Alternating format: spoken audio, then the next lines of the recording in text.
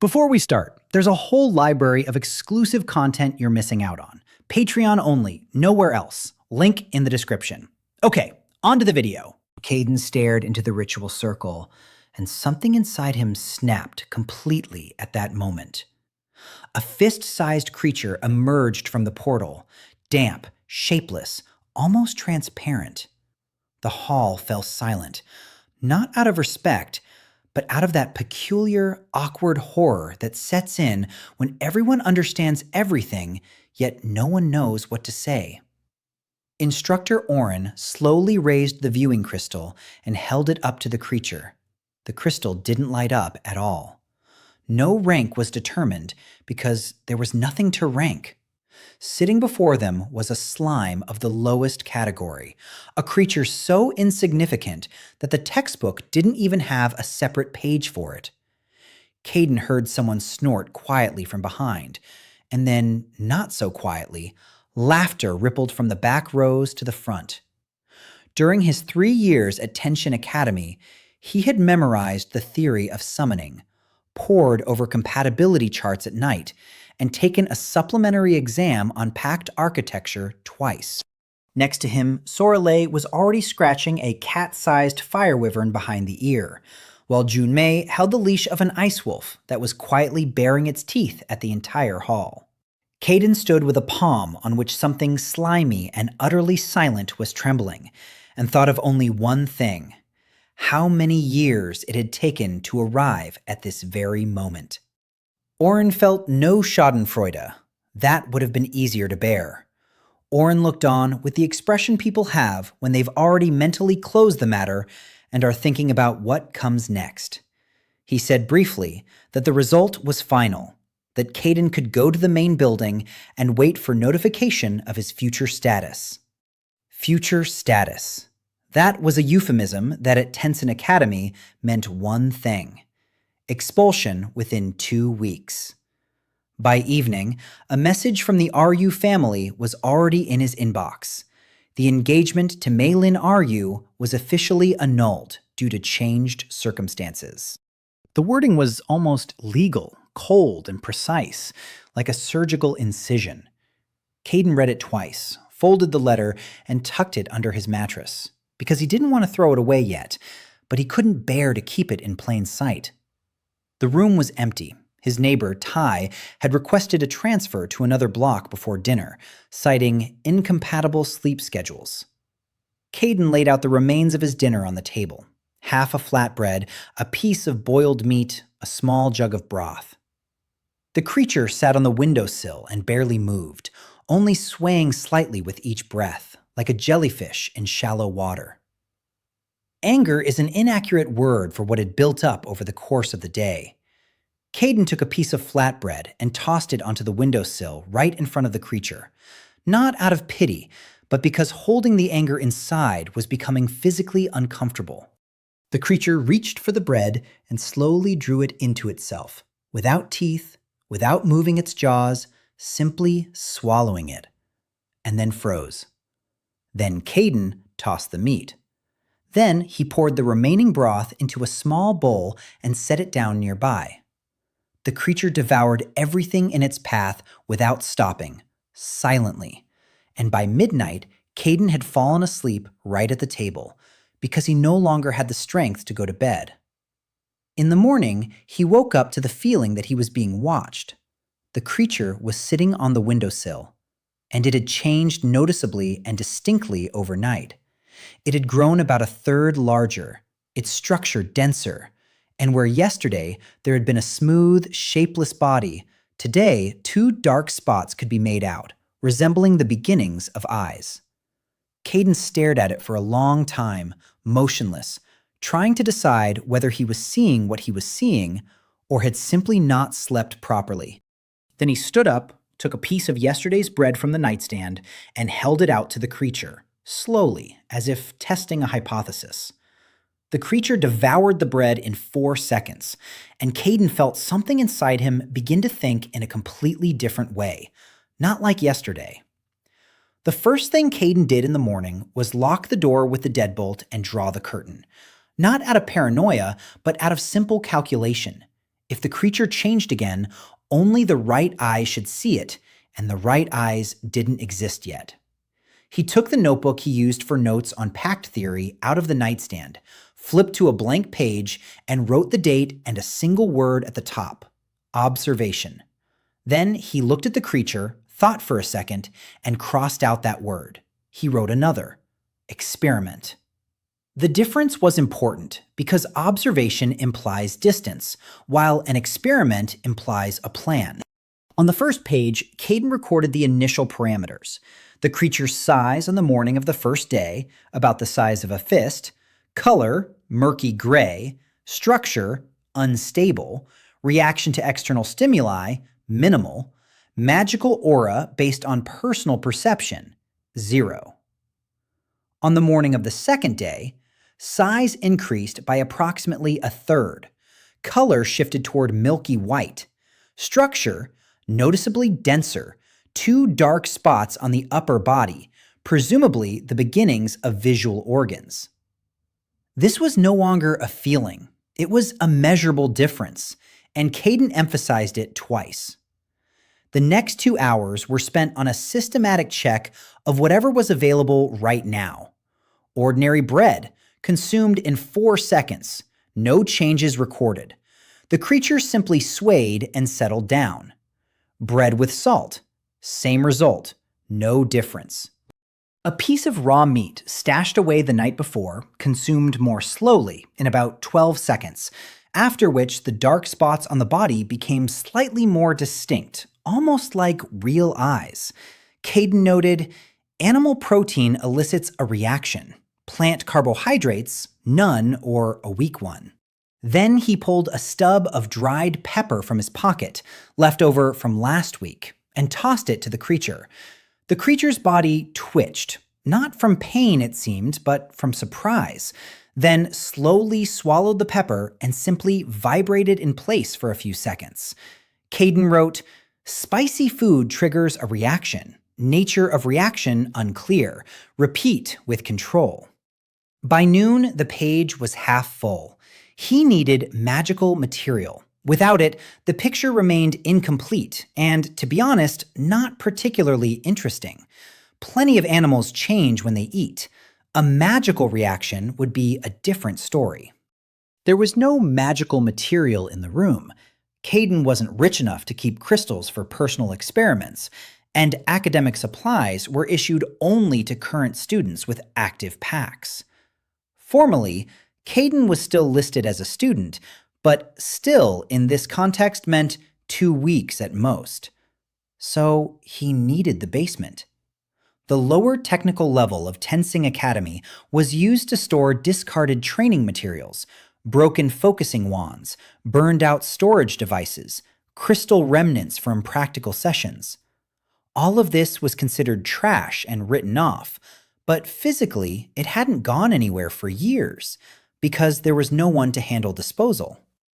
Kaiden had known about the basement for a long time. He'd gone there in his second year, when he was looking for spare parts for a homemade resonator. There was no security there. The lock was merely symbolic, and no one in their right mind would guard academic trash. He went down after lunch, when the hallways had emptied out.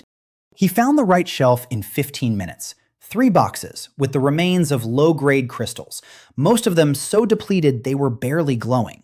He took 5, 2 completely empty, 2 with a residual charge of about 10%, 1 looking livelier, maybe a third of a charge. Wrapped them in a rag, went back upstairs, locked the door again. The creature was already watching him from the windowsill, or doing something that looked like staring, because the dark spots were now clearly focused on movement. Kaiden placed the empty crystal in front of it first. Nothing happened for about a minute. Then, the creature slowly reached for the crystal and touched it with the edge of its body. The crystal remained a crystal. Kaiden wrote, "Empty, no reaction." He placed a crystal with residual charge. This time, the creature reacted immediately, reaching out quickly, almost greedily, and swallowing the crystal whole in less than a second. Kaiden watched without blinking. The creature's body began to glow, faintly, almost imperceptibly, but it was light, real, not reflected. A few seconds later, the glow faded and the creature became noticeably larger. Not by a third, as after a night of feeding, but nearly twice its original size. The structure of its body had changed. A certain internal density had appeared. The dark, eye-like spots took shape, almost human in their arrangement, and two short protrusions began to emerge from the lower part of the body. Not yet paws, but clearly something pointing downward. Kaiden set the notebook aside, looked at the remaining crystals, then back at the creature. One thought was already spinning in his head, and it was uncomfortable precisely because it sounded too good for the situation he was in. Kaiden didn't feed the creature the third crystal right away. He paused because he realized that if he did it thoughtlessly, the data would be useless. The problem wasn't whether he had enough crystals. The problem was that he didn't understand the mechanics. The creature absorbed magic and grew, but according to what principle? It was unclear. One crystal at 10% charge resulted in a doubling of size and the first limbs. This was either incredibly efficient or simply an initial surge, after which growth would slow down. Without control points, any subsequent result would prove nothing, only further complicate the picture. Kaiden took a blank sheet of paper and sketched out a simple table. Material, quantity, condition before, condition after, reaction time, external changes.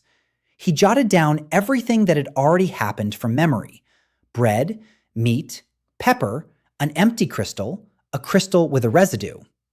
Then he looked at the remaining 3 crystals and decided he would use 2 now, an hour apart, and leave the third, the most active one, for tomorrow to see what happens to the creature overnight without a recharge. The first crystal of the pair, also about 10% charged, produced a weaker reaction than the previous one. The creature absorbed it in 2 seconds, but there was almost no growth.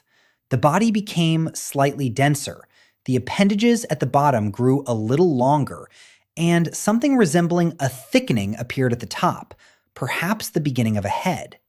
Kaiden noted, the second crystal of the same rank has a lesser effect, diminishing returns or saturation. This was bad news if the creature was quickly reaching its limit with the same type of material, but tolerable if it was a matter of saturation with a specific type of magic. An hour later, he gave it the second crystal from the pair, almost identical to the first. The reaction was even weaker. The creature absorbed it slowly, almost indifferently, and Kaiden didn't notice any visible changes at all. He noted, saturation confirmed. Low-rank material of the same type quickly ceases to have an effect. So variety was needed, either in rank or in type of magic, or both parameters at once. This was both good and bad news at the same time. Good because the logic was clear and reproducible. Bad because diverse magical materials cost money, which Kaiden didn't have, or requires access to academic supplies, which he was losing along with his student status. It would take anywhere from a few days to 2 weeks until the official expulsion notice. The exact time frame depended on the dean's office workload, and the Tensen Academy dean's office never rushed unpleasant decisions, preferring to put them off until the last minute. That evening, Kaiden went to the library, not to the main hall where students with normal familiars sat, but to the lower archive section, where almost no one went voluntarily. The lower archives held materials on low-rank and non-standard creatures, classification guides, historical records of anomalous summons, and several handwritten volumes on low-rank theory that no one included in the required curriculum, because why bother? Kaiden took 3 volumes, sat in a corner, and began to read. Slimes were mentioned in 2 places. In the first, in a general reference guide on lower-tier creatures, briefly and contemptuously. No magical potential. Combat value is 0. Used exclusively as a visual example of the minimum summoning threshold. In the second place, in an old, untitled, handwritten volume, whose binding was covered in leather and had clearly been repaired several times, the mention was different. Kaiden found it by accident while flipping through the pages in search of rank tables. And he paused because the word slime appeared in a context that didn't fit with the first reference book at all. It read as follows: creatures of the devourer class in their lowest rank state have no fixed characteristics, which is mistakenly interpreted as a lack of potential. The correct interpretation, no ceiling. All recorded instances of long-term cultivation of devourers ended either in the destruction of the creature or the destruction of the summoner, for reasons unrelated to combat. The rest of the page had been torn out, neatly along a straight line, leaving no trace. Kaiden closed the volume and stared for a few seconds at the spot where the next page should have been. Then he opened the notebook and wrote a single line at the bottom of the last page, finding out who tore out the page and why. This is more important than it seems. He returned the volumes to the shelf, except for the handwritten one. Kaiden wrapped it in his jacket and took it with him, because taking it officially was forbidden, and leaving it behind was impractical. On the windowsill, the creature waited, and in the darkness of the room, its body glowed faintly, evenly, without pulsation, like a cooling coal that was still a long way from going out. The page had not been torn out by a student. Kaiden realized this immediately as soon as he looked at the cut edge in daylight. The cut was clean, almost surgical, without fraying or tears at the edges. That's not how you tear something in a hurry or out of curiosity. That's how you remove it deliberately, with a tool and time. The volume, judging by the binding, had been rebound at least twice, and both times someone had had access to it under conditions where one could work undisturbed. This meant either a professor, an archive employee, or someone with a permanent pass to the lower section. And there were no more than 10 such people at Tenzing Academy. Kaiden jotted down this observation in his notebook, then turned the page and began to think about something else. What exactly had been on that page that made it worth removing? The text before the break ended with a phrase about destruction, ended either in the destruction of the creature or the destruction of the summoner. Judging by the structure of the paragraph, an explanation was supposed to follow. Why, under what circumstances, and exactly what went wrong.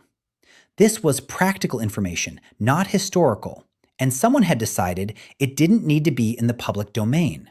That in itself was the answer to the question of whether to continue the experiments, and the answer was yes, but cautiously. Kaiden took out the third crystal, the liveliest of the basement batch, that morning, and held it up to the creature without further ado. The reaction was different. Not sluggish, as with the second and third crystals yesterday, but swift and almost aggressive. The creature darted toward the crystal so fast that Kaiden barely had time to pull his fingers away. The absorption took less than a second, and immediately afterward, the creature's body changed abruptly and visibly. The appendages at the bottom lengthened and solidified into something that could already be called legs, albeit short and jointless for now. The upper part of the body took shape into something resembling a head, round with no facial features except for 2 eyes, which were now real, dark, shiny, clearly focusing. Kaiden wrote everything down, then reread his notes from the past 2 days and realized that the picture was coming together nicely, but was hitting a specific wall: material.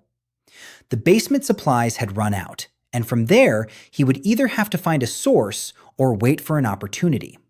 The opportunity presented itself, and Kaiden wasn't sure that this was good news. After lunch, Rentao stopped him in the hallway, a classmate from a wealthy family, the owner of a mid-tier shadow panther, a man who hadn't noticed Kaiden at all for 3 years.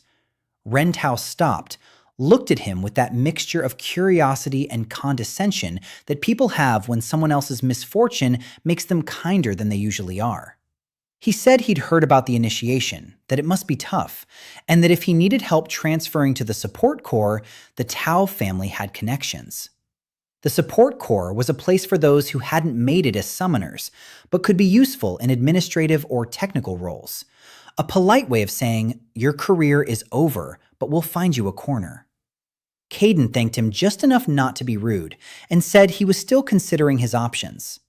Ren Tao nodded with the look of a man who had done a good deed and left. Kaiden watched his back and thought not of the Panther or the support corps, but of the fact that in Ren Tao's bag, which he carried over his shoulder, a container for consumable crystals jutted out awkwardly. A standard academic one, blue, with 12 compartments. These were issued to students with active pacts every 2 weeks for maintenance exercises with their familiars. Kaiden didn't have such a container. He technically had a pact, but no one would issue crystals to him until his status was clarified. This was unfair from an administrative standpoint, but Tenzing Academy built its procedures not around fairness, but around precedence, and there was no precedent for a slime in the history of initiations. So he had to act differently. Kaiden went to the dean's office, not for crystals, but for a form. He asked Secretary Min for an appeal form regarding the pact status, an official document a student could submit if they believed the initiation result had been assessed incorrectly. Min looked at him as if he'd asked for something indecent, but she handed it over. She had no right to refuse under the regulations. Kaiden took the form, thanked her, and left without filling it out. He wasn't interested in the appeal itself. The chances of achieving anything tangible through it were close to zero. But the appeal offered one practical advantage. As long as the document hadn't been reviewed, his student status was formally maintained, which meant he retained access to academic resources, including the library, and, with a certain amount of persistence, the supply room. Returning to the room, Kaiden discovered that the creature had climbed down from the windowsill and was sitting in the middle of the table, right on the open notebook, on the page with the table.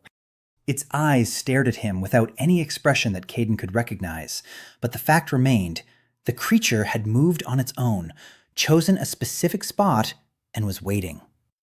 He wrote in his notebook, Day 3, exhibiting purposeful behavior. This is no longer a reflex. Kaiden filed his appeal the next morning. He filled out the form neatly, without unnecessary words, citing paragraph 19 of the regulations on the evaluation of non-standard initiation results. Paragraph 19 existed. Kaiden had checked it the previous evening in the library. It was written in vague legal language and allowed for a review of the result if the student could provide documented evidence of atypical development of the familiar in the period following initiation. The wording was so vague that almost anything could be interpreted under it, and that was precisely why it suited Kaiden. Min accepted the form with the same expression she'd had yesterday, stamped it as received, and said that the review would take between 10 and 30 business days. 30 business days. That was almost 2 months, and it was exactly what he needed. With his active student status, Kaiden went to the supply warehouse in the same wing as the dean's office.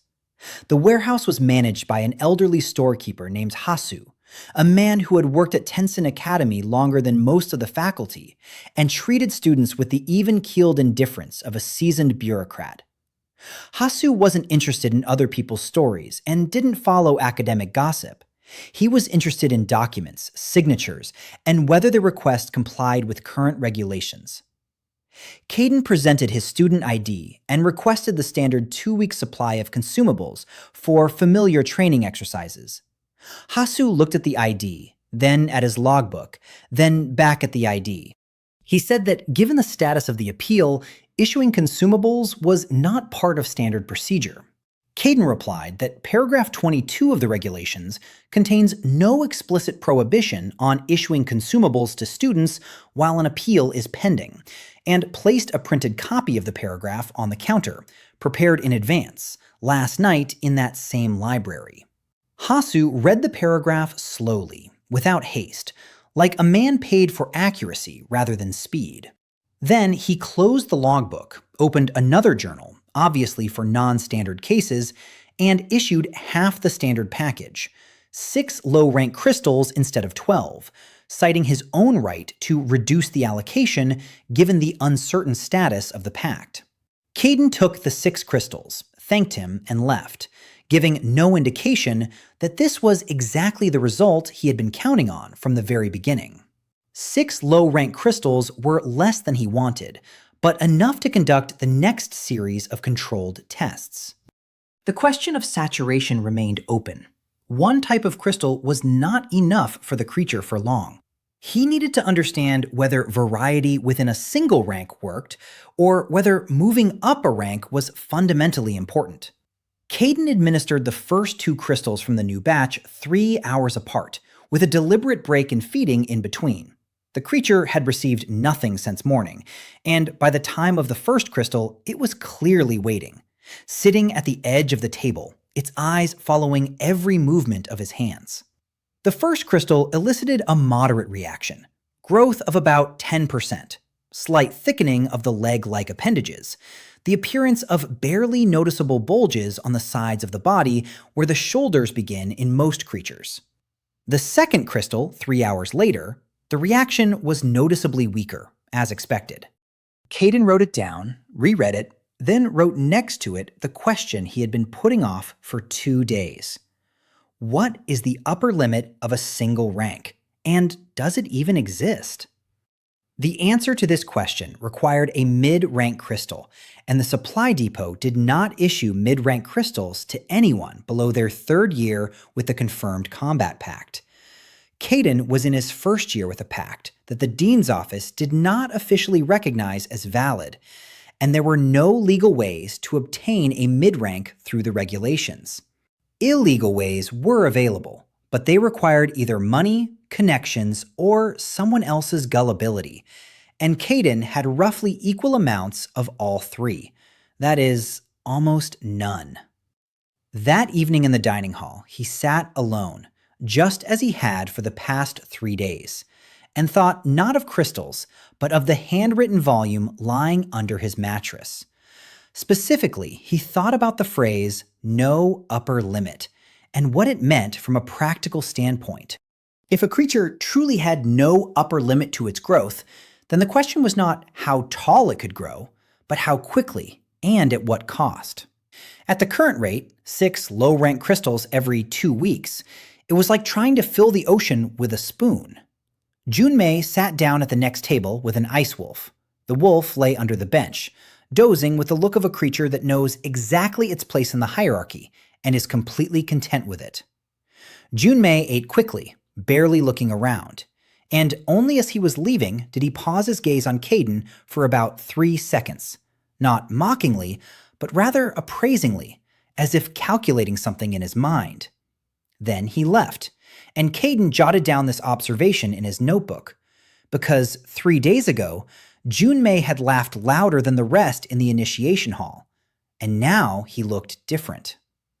People change their gaze for 2 reasons. Either they've learned something new, or they've lost something. And Junmei certainly hadn't lost anything. Junmei approached him the next day, not in the dining hall or the hallway, but in the library, in the lower archive section, where normal students didn't go without a reason. That in itself was telling. There are no random visits to the lower archive. People go there for something specific, or someone specific, and Kaiden had been sitting there for 40 minutes already, so the "just happened to drop by" didn't hold water at all. Junmei sat down across from him without being invited, placed his books on the table, the usual second-year course materials, nothing remarkable, and remained silent for a few seconds, looking like someone who had rehearsed the opening of a conversation but forgotten his lines at the last moment. Then he said, "They say your familiar changed after the initiation." Kaiden closed the volume he had been reading and looked at Junmei without haste. To say "they say" at Tenshin Academy meant I heard it from someone specific, because rumors here didn't arise on their own. They always traveled from source to recipient through clear channels. The question was who the source was in this case. Tae's neighbor, who had seen the creature on the first evening, or someone else? What exactly are they saying? Kaiden replied flatly, without a questioning tone. Junmei shrugged, with the look of someone who felt awkward pretending, but didn't want to back down either. He said he'd heard about the evolution, that the creature had grown larger and taken on a form, and that it sounded implausible for a low-rank slime, but the source was reliable. Then he added that he hadn't come for gossip, but because he was interested in it from a practical standpoint. Junmei had a second-rank ice wolf, strong, but with a rigid ceiling on its development, and the topic of non-standard familiar evolution had long fascinated him. It sounded honest, perhaps too honest for Tenshin Academy, where honesty was usually a tool, not a habit. Kaiden thought for 4 seconds and made a decision that was not based on trust, but on calculation. Junmei had seen the creature at the initiation. Junmei had come on his own. Junmei had called the source reliable, which meant someone close. Perhaps Tae, perhaps someone on staff. If the information had already leaked, there was no point in maintaining complete secrecy. It would only create the impression that there was more to hide than there actually was. Better to reveal a little truth and see where Junmei would take it. He said briefly, "The creature consumes materials and changes as a result. The pattern has been confirmed experimentally, but the mechanics are still unclear." Nothing about the handwritten volume, nothing about the torn-out page, nothing about the mid-tier crystals. Junmei listened without comment, then nodded slowly, not in surprise, but with the look of someone comparing what he'd heard with what he'd already suspected. He asked if Kaiden had conducted tests with different types of magical materials, not just storage crystals. He clarified, elemental crystals, binding agents, reagents for alchemical compounds, they have a different magical structure, and the absorber's reaction to them should theoretically differ. Junmei pronounced the word absorber as a technical term, calmly, without a pause, as if it were an ordinary word to him, rather than a rare archival term from an old manuscript volume. Kaiden asked directly where the word came from. Junmei wasn't flustered. He said that his older brother, Jun Lee, had studied the history of anomalous summons during his senior year 3 years ago, and had mentioned absorbers in the text of ancient records, creatures with unfixed development who were theoretically capable of assimilating any type of magic. After graduation, Jun-ri had left for the Archival Institute in Senho, and had not publicly engaged with the topic since, but Junmei still had some of his notes. This was no longer just a conversation at a library table. It was a proposal, and both of them understood that. Kaiden said he was willing to look at the records if Junmei was willing to show them, and that in exchange, he was willing to share the results of his own experiments. Not all of them, but enough to make it a fair exchange. Junmei thought for a second and agreed, then stood up, gathered his books, and said he would bring his brother's notes tomorrow evening. As he was leaving, he paused at the exit and added, without turning around, "I laughed at the initiation because everyone else was laughing, not because I understood what was going on. It was a mistake, and I realized that." Kaiden stared at the empty doorway for a few more seconds after Junmei had left, then opened his notebook and wrote, "Junmei, potential ally, motivation clear, remain cautious, but develop contact." Next to it, he wrote a name. Jun-ri, Senho Archives Institute, topic, anomalous summons. He underlined it twice. The creature was sitting in his jacket pocket. Kaiden had started carrying it with him 2 days ago because leaving it in the room had become unsettling. And now it stirred slightly, as if sensing that something had changed. Junmei didn't bring a notebook or a folder. He brought a small wooden box with a hinged lid, inside which lay 12 folded sheets of thick paper, 3 scrolls, and 1 sealed envelope marked, "Do not open unless necessary," in handwriting that differed from the main text. Kaiden looked at the contents of the box in silence, then looked up at Junmei. He was standing by the window with the look of someone who had already made a decision but still regretted it a little. And it was understandable. His brother's materials weren't just paper. They represented someone else's labor and caution, and handing them over to a stranger with a problematic familiar wasn't the most obvious decision. Kaiden said, "I won't touch the envelope without your permission." Junmei nodded and sat on the edge of a chair by the door, making it clear that he had no intention of leaving. He would stay present while Kaiden read. The sheets turned out to be notes, dense, with margins filled with additional annotations written in the small, neat handwriting of a person accustomed to working with large volumes of text. Junli had organized the material chronologically. The earliest mentions of the devourers dated back about 400 years, the most recent about 80 years ago.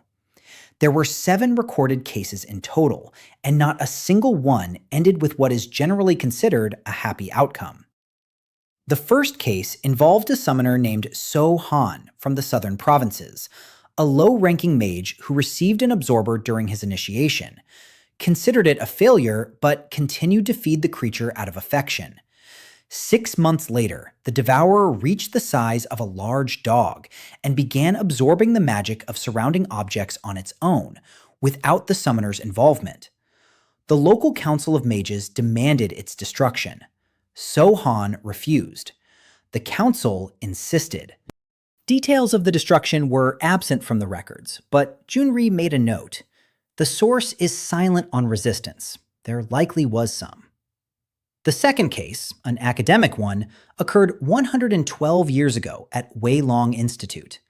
The student is not named, only by initials, RT. The devourer developed faster than in the first case because the student had access to academic materials and used them systematically. After 4 months, the entity began devouring the magical structures of the buildings, built-in protective circuits, storage nodes, and focusing lenses in the lecture halls. The Institute lost a third of its magical infrastructure 2 weeks before the situation was brought under control. RT disappeared from all Institute records after that point. Kaiden read slowly, setting the sheets aside neatly without folding them back. After the second incident, he paused and looked at the creature sitting on the table, staring at the sheets of paper with the same focused attention as in recent days. He thought, 4 months until absorption with academic access to the materials. He is now at the end of the first week with 6 low-rank crystals and an archival volume. The scale is incomparable, but the direction is the same.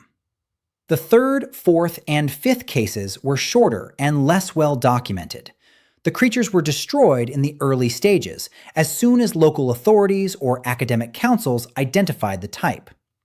Junri had written a single word next to each one: preemptive.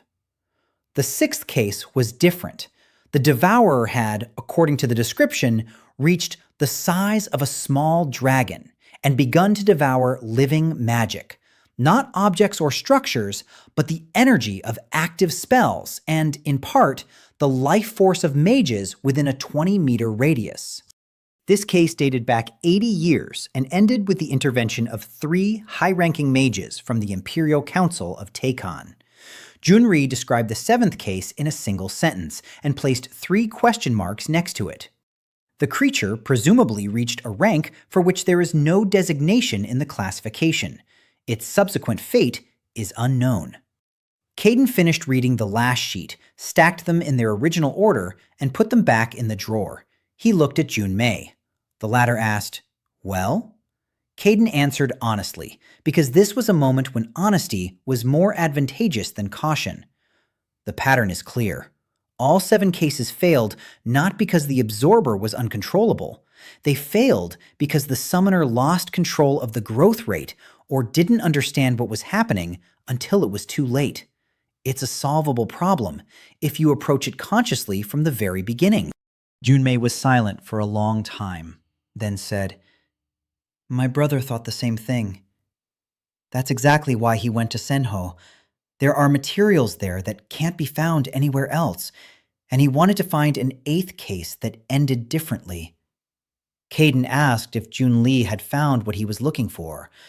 Junmei looked at the sealed envelope and said, "I don't know. He sent this envelope 3 days before he stopped replying to letters. That was 7 months ago." Junmei looked at the envelope the way one looks at something one has long wanted to open, but every time finds a reason to put it off, not out of cowardice, but out of that particular superstition where you're afraid there might be something inside after which it would no longer be possible to pretend you didn't know. Kaiden didn't rush. He sat, looked at the envelope, and thought that 7 months of silence wasn't just stopped replying to letters. People stop replying in different ways. Some bury themselves in work and forget about the correspondence. Others quarrel and fall silent on purpose. And others, and this third option now felt the most likely, fall silent because they can no longer speak. Junri had left for Senho to look for an 8th case with a different outcome, sent an envelope marked "Do not open unless necessary," and vanished. It was a scenario with too few possible interpretations. Junmei finally said, "Open it. You're the only person who needs this more than I do right now." Kaiden took the envelope, carefully broke the wax seal, a simple one, without a coat of arms, just a thumbprint in the wax, and pulled out 2 sheets of paper, folded in half. The first sheet was a letter, the second a diagram. The letter was written quickly, uneven in places, as if Junri had been in a hurry or writing in poor light. It began without a salutation, getting straight to the point. "I found the 8th case. More precisely, I found a reference to it because the records themselves aren't here. They were removed from the Senho archives about 40 years ago at the request of a sender whose name isn't listed in the issue log, only the seal of the Imperial Council of Takon." Junri went on to write that the 8th devourer was different. The summoner did not lose control, and the creature did not exceed the limits of controlled growth, because a conscious second-level pact had been established between them. Not a standard initiation pact, but something the records referred to as a pact of proportionality. The essence of the pact was that the creature's growth was synchronized with the summoner's growth. The devourer could not develop faster than the summoner himself developed magically and mentally. This eliminated the problem of uncontrolled acceleration. Kaiden reread this paragraph twice and felt something click into place in his mind.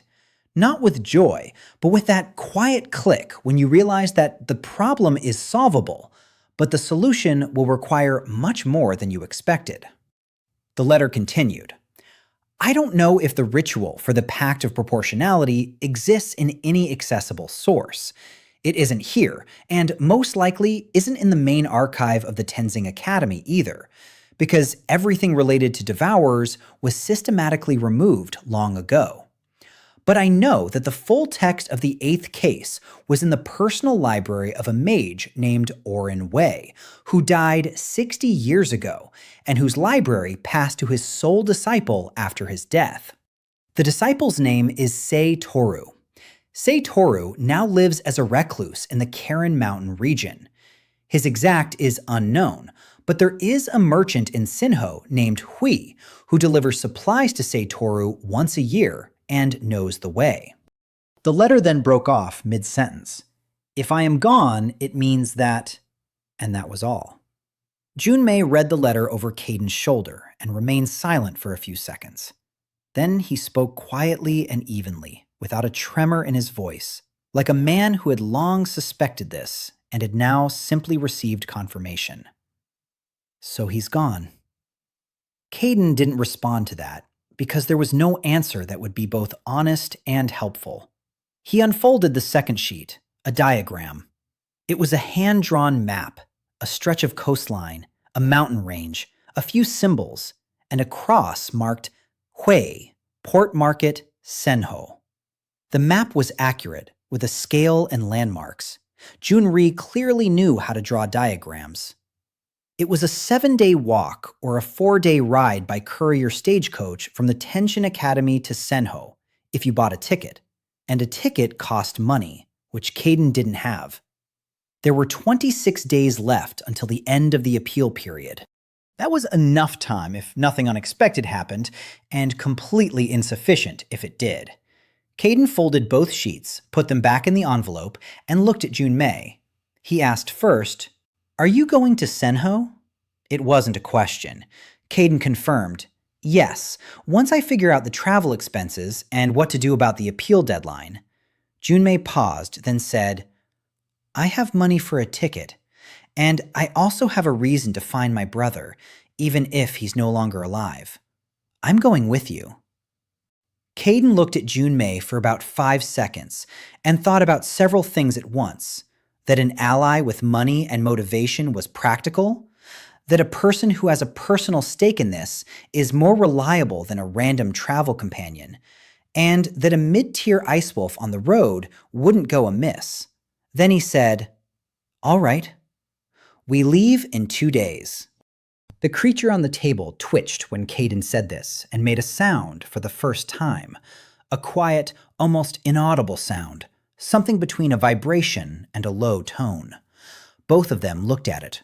The creature sat upright and stared at the envelope. 2 days isn't much time to prepare, and a lot if there's nothing to do but wait and think about what could go wrong. Kaiden made a list that very first morning. What to take, what to find out, what to wrap up before leaving. To take, the bare minimum. A change of clothes, a notebook with notes, a handwritten volume from the archives, an envelope with a letter and a map from Junri. The remaining crystals, 4 low-grade ones.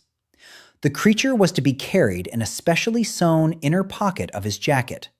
Over the past few days, it had grown to the size of a small fist, taken on a stable form, and clearly preferred the warmth of his body to any other place. Find out the schedule of stagecoaches to Senho, the cost, the stops along the way, and whether there is a direct route or if he'll have to transfer in Meiho. Wrap up. One conversation that Kaiden had been putting off, but realized it would be impractical to leave without it. The conversation was with Professor Oren. Not because Kaiden felt any particular attachment to him. Oren had recorded the initiation results with the same expression he'd likely used to write off damaged equipment, and it was unforgettable in a bad way. But Oren taught the course on pact theory, knew the classifications better than any other instructor at the academy, and, more importantly, had a reputation as someone who didn't gossip, not out of nobility, but out of indifference to other people's affairs. If you asked him a specific question about non-standard pacts, he would most likely answer the question substantively and not run off to report it. Kaiden caught up with Oren in the hallway of the second building after the morning class and asked directly, without preamble, were there pacts in the academic classification that differed from the standard initiation pact? And if so, was there anything among them that regulated the speed of a familiar's development relative to its summoner? Oren stopped and looked at Kaiden with an expression Kaiden had never seen on his face before. Not indifference, but something resembling attentiveness. He was silent for about 3 seconds, then replied, "The classification mentions second-level pacts as a theoretical category. There are no documented practical examples in available sources. Why do you ask?" Again, not a question, but a statement. Oren had clearly already been thinking about this issue before Kaiden asked it. Kaiden said he was studying the theoretical possibilities for an appeal regarding the status of a pact, and had come across this term in archival materials. Oren listened without interrupting, then said, "An appeal under paragraph 19 does not require knowledge of second-level pacts. You're looking for something else." That was certainly true, and there was no point in denying it. Kaiden said, "Yes, but I'm not ready to explain exactly what yet, because I don't fully understand it myself." Oren nodded with the look of someone who found this answer more satisfactory than a lie. He said, "Second-level pacts are, in theory, based on the principle of synchronization. The familiar's growth is tied to the summoner's development through a shared magical channel. In practice, this requires the summoner to possess a sufficiently powerful magical core to create a channel of that bandwidth. For most, this is unattainable." Then, after a pause, he added, For some, it is achievable if they develop their core purposefully. Kaiden asked if there were any sources on magical core development techniques in the lower archive. Oren named 3 specific volumes, said goodbye, and left without asking any further questions. It was either professional indifference or something else, and Kaiden couldn't yet tell one from the other. All 3 volumes were found in the lower archive within 20 minutes. Kaiden borrowed them officially, using his student ID, for 2 weeks, and spent the rest of the day studying the notes. The technique for developing the magical core was, in essence, a system of exercises. Daily meditation focusing on the internal channel, gradual expansion through controlled releases and intakes of magical energy, and working with focal points. Nothing fundamentally new. Kaiden had covered the basic elements of this in his freshman year, but here there was a concrete system with metrics and timeframes. By the most conservative estimates, reaching a level sufficient for a second-level pact was possible in 3 to 4 months with disciplined practice. 3 to 4 months is a long time, but it's a concrete time frame, not an abstract someday. That evening, Junmei confirmed the tickets. A direct stagecoach to Senho, departure the day after tomorrow at dawn. Travel time, 4.5 days. 1 overnight stop at the Meiho Inn. The cost? 60 coins for the 2 of them. Junmei was covering everything. Kaiden accepted this without a word, because haggling at your partner's expense when you have no alternatives is not modesty, but pretense. That night, before going to sleep, Kaiden held his first session using the technique from the tome. 20 minutes of concentration, an attempt to sense the inner channel. Nothing special happened, just a slight warmth in the center of his chest, which could have been a real sensation or self-suggestion. The creature lay next to him on the pillow and glowed faintly in the darkness, even and calm, as always in recent days. And Kaiden thought that if there was already something resembling a channel between them, then it might have begun on its own, without a ritual and without his involvement. It was a thought worth testing, but not now. The stagecoach departed from the east gate of Tenzin Academy an hour before dawn, and at the stop, besides the 2 of them, there were 4 other passengers: a middle-aged merchant with 2 bundles, an elderly woman with a basket, and 2 young men in identical gray jackets who did not speak to one another and looked in with the professional detachment of people accustomed to riding with strangers. Kaiden sat by the window on the left side, Junmei next to him, and the ice wolf Seru settled under the bench and immediately closed his eyes. The creature sat in the inner pocket of his jacket and didn't move. Over the past few days, it had clearly grown accustomed to this spot and regarded it as its home. The stagecoach set off without warning, as is usually the case with courier routes, and Tenshin Academy began to shrink in the rear window. First slowly, then quickly, until it was completely out of sight after the very first bend in the road. For the first 2 hours, Kaiden read one of the volumes on core development techniques that he brought along with his notes. Junmei dozed, leaning against the side of the stagecoach, and Seru, under the bench, sighed quietly from time to time. The merchant across from him had spread out some papers on his lap and was making notes, paying no attention to anyone. The 2 men in gray jackets sat there in silence. One was looking out the window, the other seemed to be sleeping as well, only in an upright position, as people with military training are accustomed to doing. About an hour into the journey, Kaiden closed the book and began looking out the window, not out of boredom, but because he found it easier to think when his eyes were occupied with something neutral. He was thinking about Oren. The conversation in the hallway of the second building wouldn't leave his mind. Not because of the information, which was useful but predictable, but because of the last phrase about some for whom it is achievable if developed purposefully. Oren said this without inflection, as a matter of fact, but he had chosen that specific phrase out of all the possible things he could have said. It was either a professional reflex to provide complete information or a deliberate hint. Kaiden couldn't yet decide which it was, and that annoyed him. Junmei woke up around noon when the stagecoach stopped at a roadside station to change horses. They got out to stretch their legs, bought hot soup in clay mugs from the station merchant, coarse, fatty, with roots, and ate it standing by the hitching post. Seiru received a piece of jerky and ate it in a second with the look of a creature that isn't impressed but accepts it. Junmei asked, without looking at Kaiden, "Do you think Hui will agree to take us to Satoru?" Kaiden answered honestly, "I don't know. It depends on what he values more, money or his relationship with Satoru. If Satoru pays regularly and well, then he doesn't need strangers. If he pays poorly, that's a different story." Junmei paused, then said, "I still have some money left over from travel expenses. Not much, but I have some." Kaiden nodded and added, "Money is the last resort. Let's try information first. We have Junri's letter. If Hui knew your brother, that will open the conversation better than coins." Junmei looked at him with an expression that was a mixture of several things at once: gratitude, caution, and something akin to weariness from having to be cautious. Then he simply nodded and walked back to the stagecoach.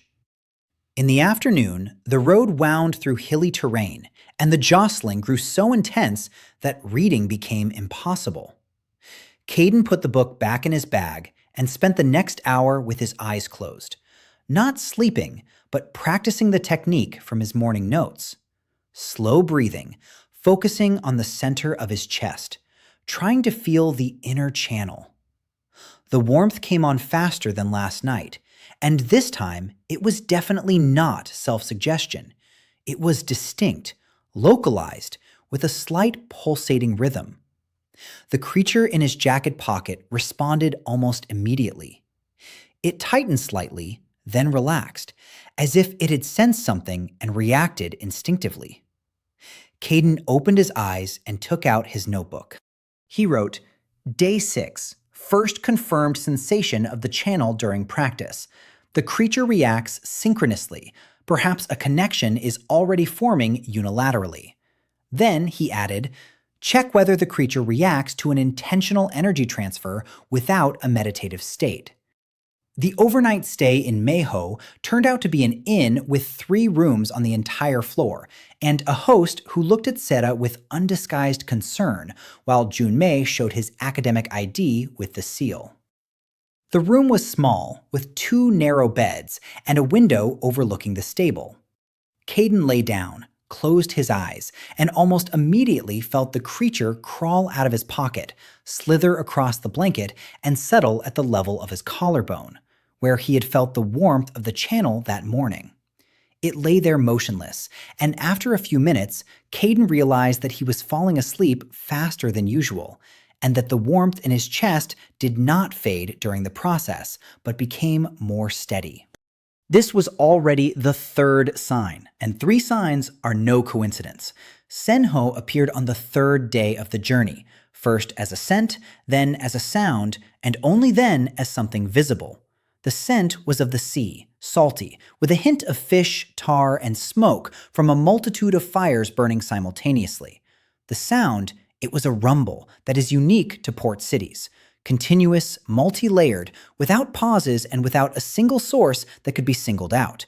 When the stagecoach reached the crest of the last hill and Senho opened up in its entirety, gray-brown, dense, sloping down to the water across 3 terraces, Kaiden realized that the city was much larger than he had imagined from Junri's map. The port market was located on the lower terrace, right by the water. Getting there from the stagecoach stop meant walking down through 2 blocks of market stalls, then through the fish market. Judging by the smell, they had already entered it, and coming out to the wharf, where, according to the description in the letter, Hui had a permanent stall. Junmei knew Senho only a little. He'd been here once with his brother 3 years ago, and remembered the general layout, but not the details.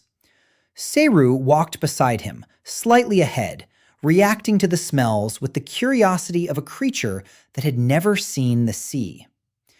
The market by the docks was different from the upper shopping arcades, more crowded, louder, without any architectural order.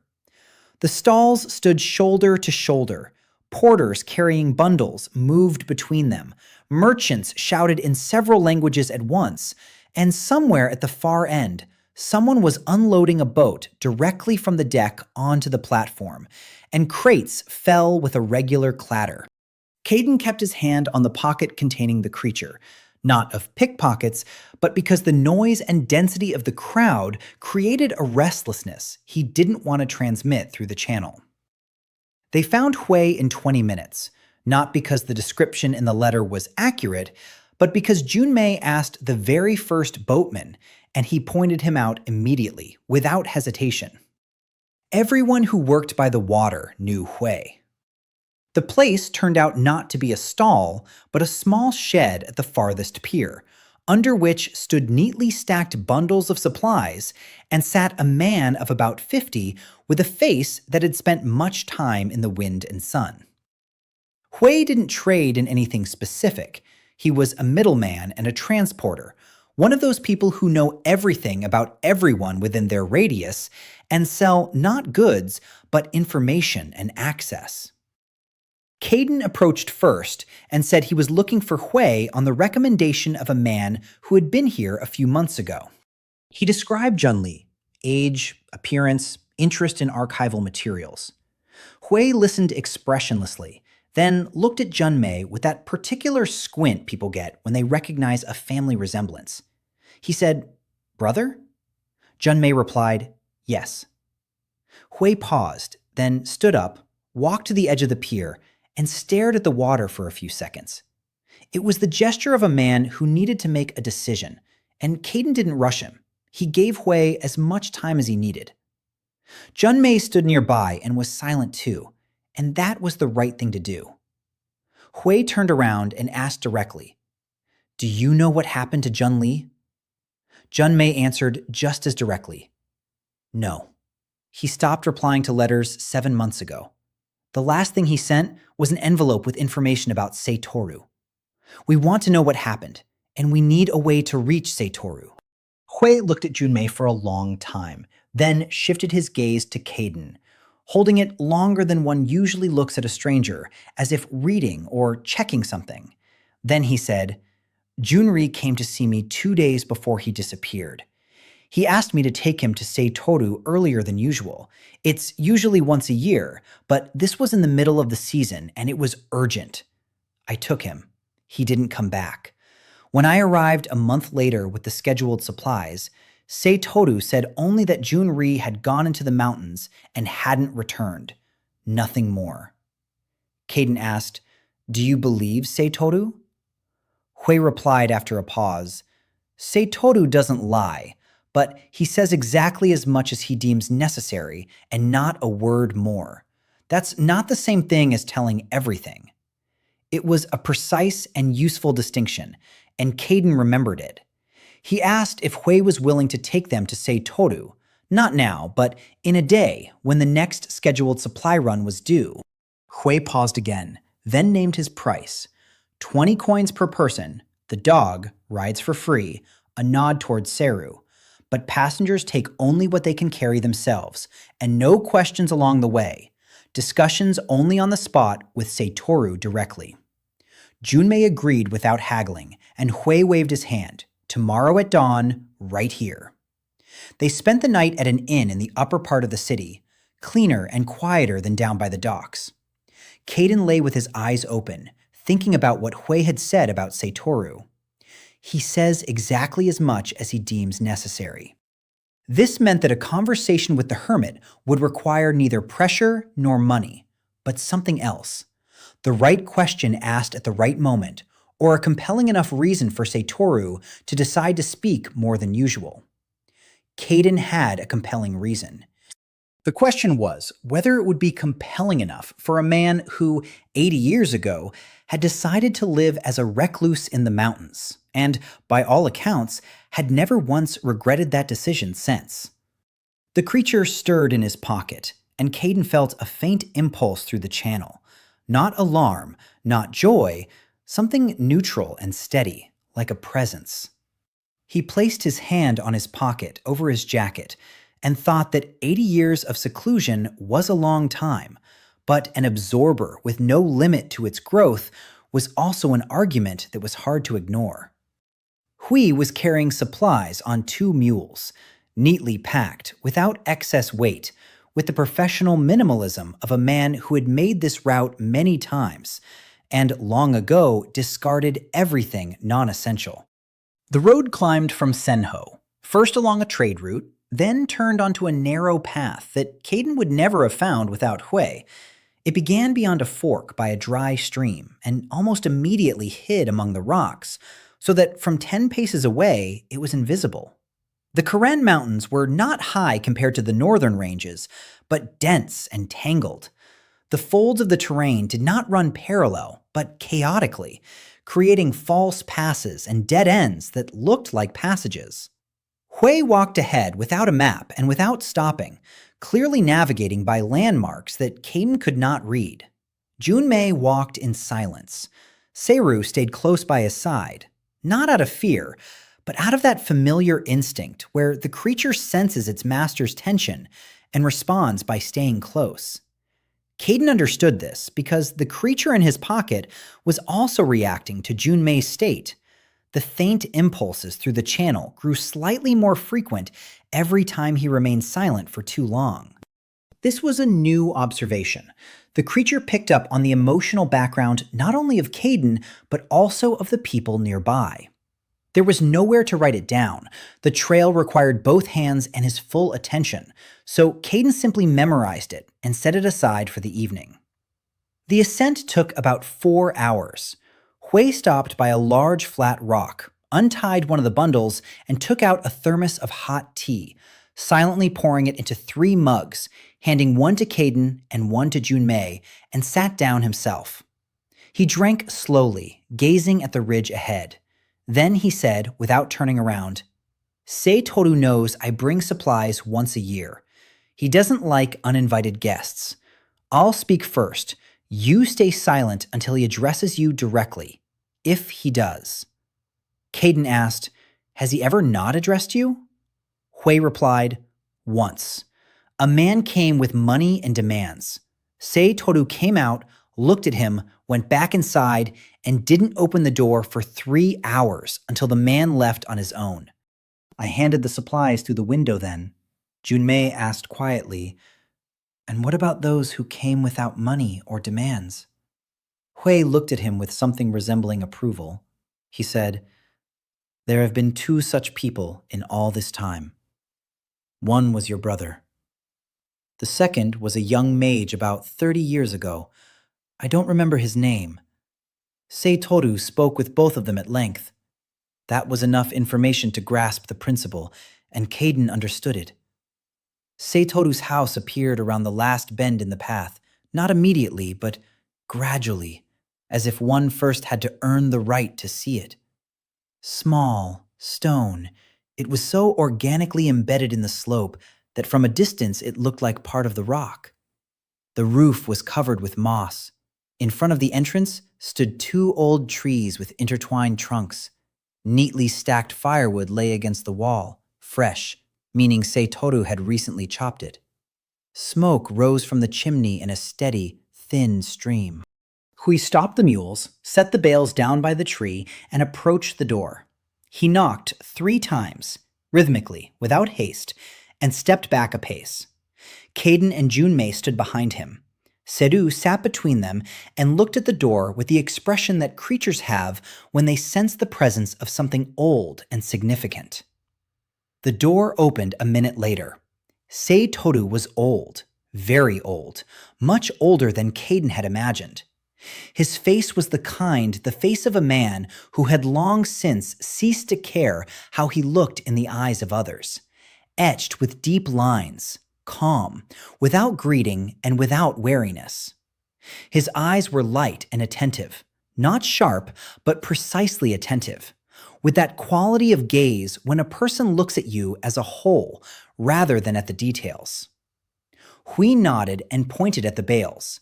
Seitoru looked at the bales, then at Kaiden, then at Junmei, lingering on him a little longer, then back at Kaiden. He was silent. Kaiden was silent too, because he remembered what Hui had said. Then Seitoru spoke, quietly but clearly, with the intonation of a man unaccustomed to repeating himself. "You have something alive in your pocket. Show me." Kaiden unbuttoned his jacket and took out the creature. It sat calmly in his palm, its eyes looking straight at Seitoru. Over the past few days, the creature had grown a little more. Now it was the size of a large apple, with distinct limbs, a smooth, milky white surface, and two dark eyes that could focus and clearly did so deliberately. Seitoru looked at the creature for a long time, longer than one would look out of mere curiosity. Then he said quietly, almost to himself, "So, again." Then he opened the door wider and said, "Come in." Inside, the house was just as it was on the outside, uncluttered, unadorned, with that particular clarity of space found in people who have long since decided what they need and what they don't. One large table, 4 chairs, a stove in the corner, 3 walls lined with shelves, books, scrolls, several closed boxes, 2 large clay vessels. The window looked out onto the ridge, and through it one could see only the sky and rock, no signs of dwellings below, no reminder that somewhere out there were Senho, the academies, and the stagecoaches. Hui carried in the bundles, set them against the walls, nodded to Seitoru, and left, businesslike, without a word, like a man who had long since realized that his role ended at the threshold. Seitoru placed a small pot of water on the stove, took tea from the shelf, without asking if the guests, and sat down at the table across from Kaiden. Junmei sat down next to him. Seru stayed by the door and lay down, resting his head on his paws. Kaiden kept the creature on the table in front of him. He didn't put it away because Seitoru had asked to see it and was looking at it with the kind of attention that doesn't fade after a first glance. The creature sat calmly and looked back at Seitoru, directly, without anxiety. And that in itself was telling. For days on end, the creature had reacted with anxiety to noise and dense crowds. But now, nothing of the sort. Seitoru spoke first, without taking his eyes off the creature. "How many days since the initiation?" Kaiden replied, 12. Seitoru nodded, as if this confirmed something specific. He asked, "What did you feed it?" Kaiden listed briefly, regular food, low-rank crystals, 6 of them over 2 weeks. Seitoru listened without comment, then looked at the creature's limbs, its eyes, and its overall body structure. He said, "Fast. Faster than in most cases I know of."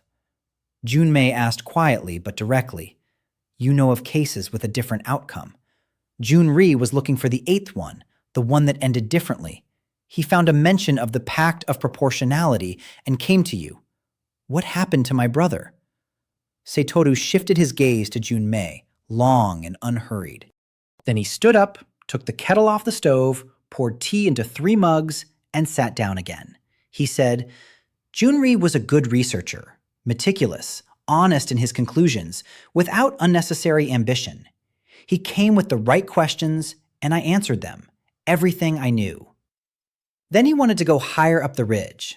There's a place there where I once worked with the absorber. Traces remain. I warned him not to go alone.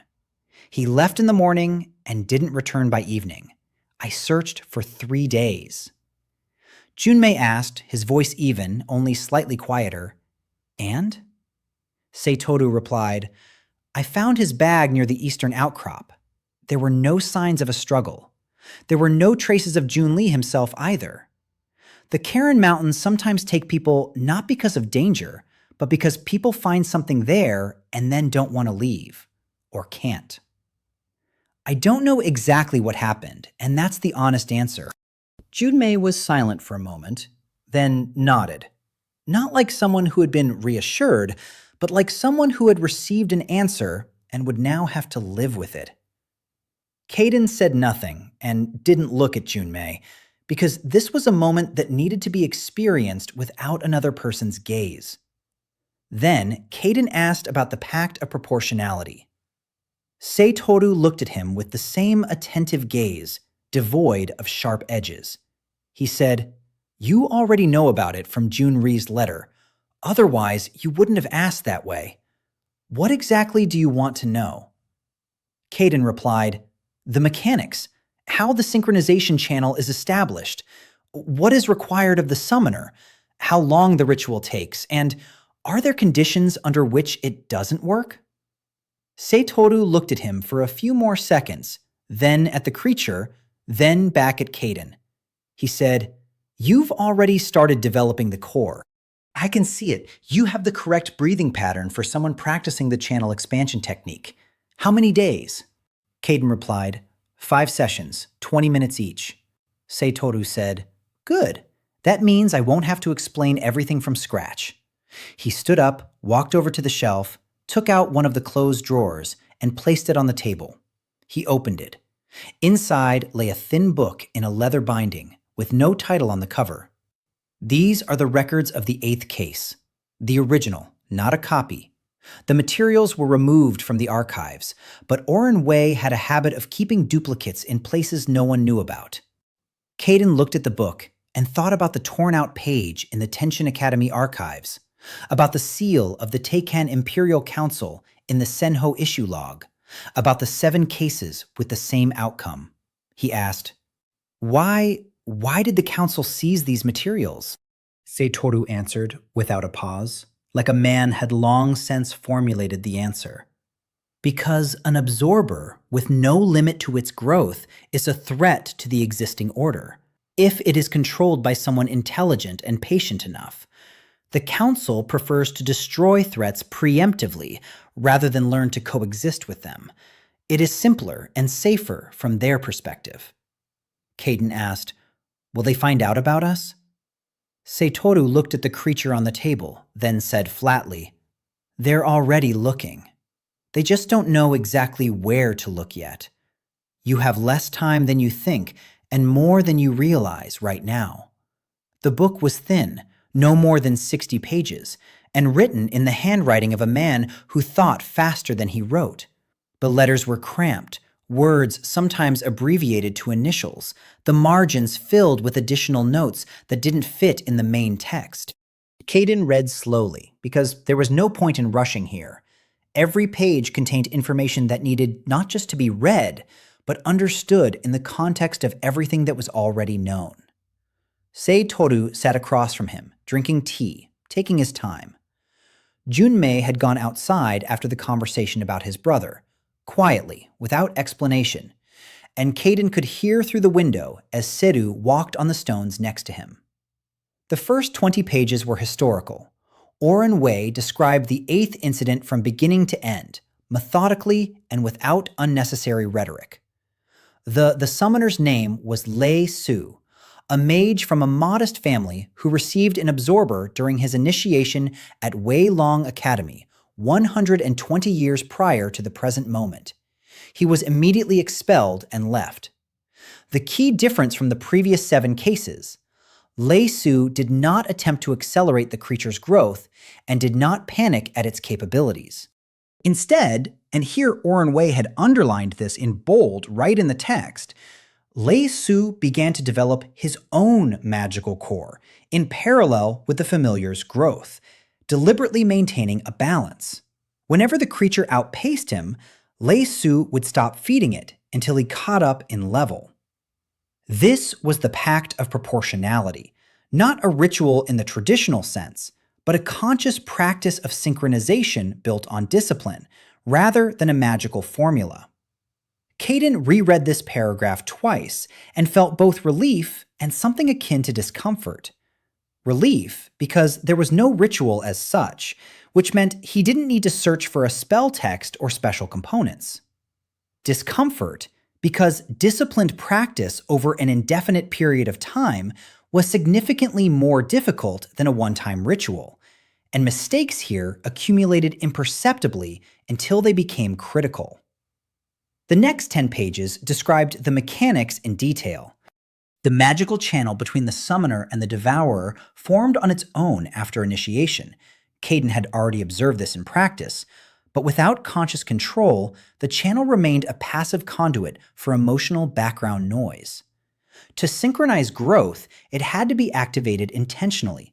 The summoner opened the channel during core development practice and allowed the entity to sense not emotions, but the magical structure, exactly how the core is built, which layers are expanding, and the pace of the work. The entity read this structure and modeled its own growth on it. Lei So described it this way: "A familiar doesn't copy you, it learns from you how to build itself." Seitoru said, without waiting for a question, "On page 34, there is a practical description of the first activation session. Start with that when you're ready." Kaiden found page 34. First activation session: meditative state, open channel, intentional slowing of the breath to 8 cycles per minute. Concentration not on the center of the chest, but on the connection point, the place where the channel exits the summoner's body. For Lei So, this point was on her left wrist. For others, according to Orenway's note, it could be in a different place, determined individually during the first session. The duration of the first session is no more than 10 minutes. Otherwise, the entity receives too much structural information at once and reacts with uncontrolled growth. Kaiden jotted this down in his notebook, then looked at the creature on the table. It hadn't moved while he was reading, but its eyes followed every turn of the page. Not the movement of his hand, but the pages themselves, as if it understood that something written there concerned it directly. Seitoru asked, "What rank did Lei So ultimately reach?" Seitoru replied, "5th rank summoner in 3 years." By that point, the familiar was comparable in power to high-class creatures. Not superior, but in the same category. Then, Lei So deliberately stopped his active growth. He decided that was enough and wanted to live, not fight. Kaiden asked, "What happened to him in the end?" Seitoru paused, briefly but noticeably. He said, "He lived a long life in obscurity. He died in his bed. He wasn't found because he was smart enough never to demonstrate the creature's abilities in public." Then he added more quietly, "That is the only reason the 8th case ended differently. Not the pact of proportionality itself. Anonymity." It was an answer Kaiden hadn't asked for, but one that was more important than half of what he'd read in the book. He jotted down a single sentence in his notebook. Anonymity is more important than power. That is the main lesson of the 8th case.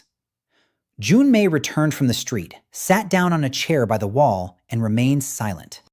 His face was calm, not closed off, but rather calm, as one is after processing something difficult and putting it in its place. Kaiden looked at him and realized there was no need to figure this out right now. Seitoru poured more tea, then said, addressing both of them, "Stay for 3 days. I'll demonstrate the first activation session and explain how to control the pace in the initial stage. This isn't something you should attempt unsupervised the first time." Kaiden agreed immediately. Then he asked, "Why are you helping us if you know what the council is looking for?"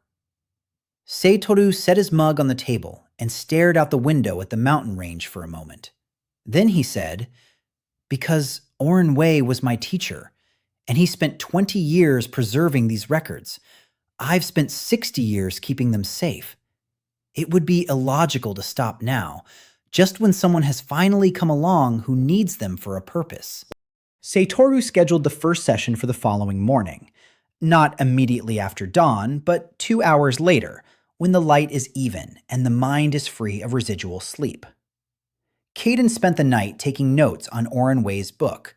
Not the whole thing, but the pages with practical descriptions, because he already had the theoretical part firmly in his head. Junmei slept on the second cot by the wall, and Seru curled up at his feet. The creature lay next to Kaiden and did not glow that night. It simply lay quietly, as if it, too, were preparing for something and conserving its energy.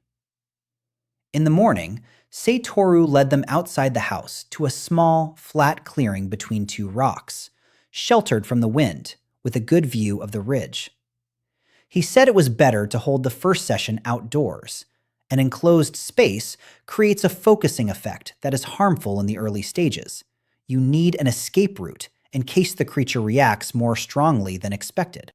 Kaiden sat down on a rock, placed the creature on his left knee, and closed his eyes. Seitoru stood 2 steps away, not interfering, but present. And that presence was tangible, almost physically palpable. A man with 60 years of practice nearby created a sort of steady backdrop against which it was easier to find his own rhythm. Breathing. 8 cycles per minute. Kaiden counted. His normal breathing was around 15. Slowing it down required effort, but not an unnatural one. After a few minutes, the rhythm settled on its own. The warmth in the center of his chest appeared quickly. The practice of the last 5 days had done its job. The channel could now be found without a long search. Kaiden focused not on it, but on the exit point, where the channel left the body. According to Oren Wei's description, the point is determined individually during the first session through sensation. Exactly where something resembling tension or warmth is felt at the moment when the entity is nearby. He waited. Nothing obvious happened for about 3 minutes. Then it appeared, not on the wrist as with Lei So, but slightly above the elbow of his right arm, on the inner side. A faint warmth, almost imperceptible, but steady. Kaiden focused on this point and tried to do what Oren Wei described as opening. Not through an act of will, but rather through permission, to remove whatever was keeping the channel closed by default. The creature on his knee reacted immediately, not with movement, but with a vibration. Quiet, rapid, almost inaudible, which Kaiden felt through the fabric of his clothes. Then something flowed through the channel that was hard to describe as anything other than attention. Not his own attention, but someone else's, directed inward, reading the structure. Kaiden kept the channel open and did not interfere, only making sure his breathing remained steady. Seitoru said quietly, without breaking his concentration, 3 minutes, then close it. Kaiden counted 3 minutes by his breath and closed the channel, the same way he'd opened it, only in reverse. The vibration under his hand subsided gradually, not immediately. He opened his eyes. The creature on his knee had changed, not drastically, but noticeably. The surface of its body had become slightly less uniform, and a barely discernible texture had appeared, resembling fine scales or a mesh that hadn't been there before. Its size hadn't changed, but its density had. It felt denser when Kaiden took the creature in his hand. Seitoru stepped closer and looked. He said, "Good. No overreaction. Where's the exit point?" Kaiden pointed to the inner side of his right forearm, just above the elbow. Seitoru nodded and said that this was an unusual location. Usually the exit point is on the hand or the chest, but functionally there was no difference. One just needed to remember that, when severely fatigued, this spot would be the first to give a sensation of overload. Junmei watched silently from the sidelines. After Kaiden stood up and stepped away, he quietly asked Seitoru, "Can I try the same thing with Seru?" Seitoru turned to him, looked at him intently as he looked at everything, without haste. He said, "The ice wolf isn't a devourer. The standard pact doesn't require activating the channel this way. But if you want to deepen the connection, that's a different technique and it's safer. I'll show you separately." Junmei nodded with the look of someone who had received exactly the answer he expected, but still wanted to hear confirmation. The second and third sessions were held on the same day, 4 hours apart, 10 minutes each, strictly on schedule. After the second session, the creature developed more distinct limbs, toes that hadn't been there before, and the first signs that the upper appendages were beginning to divide into something resembling a hand. After the third session, Kaiden felt fatigue in his right forearm, exactly where Seitoru had warned him, and stopped without being told. That evening, over dinner, Seitoru said without preamble, "The pace is right." The main mistake everyone makes who works with devourers without understanding the mechanics is that they feed the creature faster than they develop themselves. because the creature's progress is immediately visible, while the summoner's core progress is not. You must measure your own development just as carefully as you measure its development. Kaiden wrote this down word for word, not because he was afraid of forgetting, but because some things are better seen written down on paper, in case a month from now he'd want to cut corners and speed things up. The creature sat on the table next to the notebook and stared at the candlelight. Not the way an animal stares, but the way something stares that has developed a habit of observing. On the second day, Seitoru showed Junmei a technique for deepening her connection with Seru, separately, on the same spot between the rocks, while Kaiden worked on his notes inside. Kaiden could hear them through the open window. Not the words, but the intonations. Seitoru spoke evenly and briefly. Junmei answered less often than usual, and Seru sometimes made a quiet, low sound, like a hum, which icy creatures make when resonating with their master. An hour later, Junmei returned to the house with the kind of expression people have after something that's hard to describe in words, but easy to remember with your body. He sat down, poured himself some tea, and said nothing. Kaiden didn't ask either. It was one of those moments when a question would have destroyed what a person hadn't yet managed to put into words. The second activation session took place after lunch. This time, Seitoru made the task more difficult. He asked Kaiden to keep the channel open while simultaneously continuing the practice of expanding the core, not to stop one for the sake of the other, but to combine them. It was significantly harder than simply opening the channel and waiting. The two processes required different types of concentration, and for the first few minutes, Kaiden lost focus on one or the other, like a person trying to juggle objects of different weights. Seitoru watched without comment for about 5 minutes, then said, "Don't separate them in your mind. These aren't two actions, it's one, just with two sides. The core expands, and the being sees it expanding. This happens simultaneously by its very nature, not by your will." Kaiden tried to reframe the task exactly that way, not to combine two processes, but to allow one process to have two sides. The difference was subtle, but it worked. After a few minutes, both states stabilized simultaneously and remained steady for about 6 minutes, until the fatigue in his forearm became too noticeable. The creature had changed more noticeably after this session than after yesterday's 3. The upper protrusions had formed into hands with short fingers.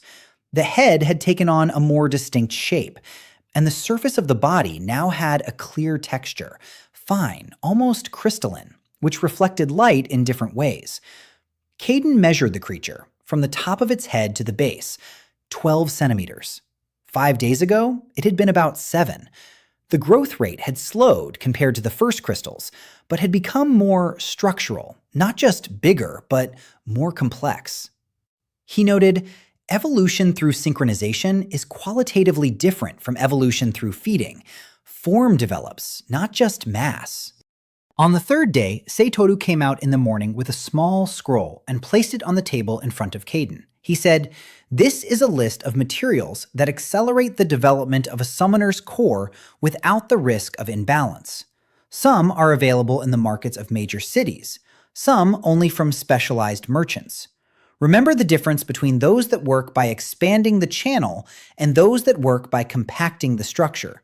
You must not mix them without a pause, otherwise the core develops unevenly." Kaiden copied the list into his notebook in full. 23 items, with Sato's notes on each: availability, method of application, compatibility. This was practical information that could not be found anywhere else, and he understood this clearly enough not to rush and not to miss a single detail. Then Seitoru said, putting the scroll away, "Now about the council. You must understand what you're dealing with." Kaiden looked up from his notebook. Seitoru sat down, folding his hands on the table. He said, "The Imperial Council of Takon has been keeping a registry of anomalous initiations for 200 years.